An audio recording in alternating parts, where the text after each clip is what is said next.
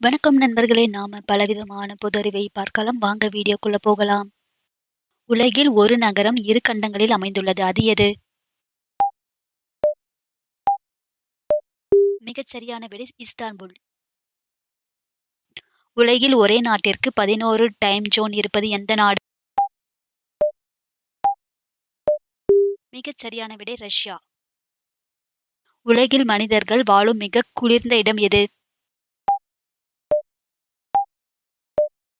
மிகச் சரியான விடை சைபீரியா.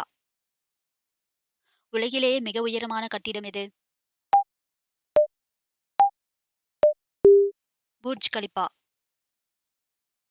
உலகில் அதிக மக்கள் தொகை கொண்ட நாடு எது? மிகச் சரியான விடை இந்தியா. உலகில் ஒரே நாளில் 2 முறை சூரியன் மறையும் நாடு எது?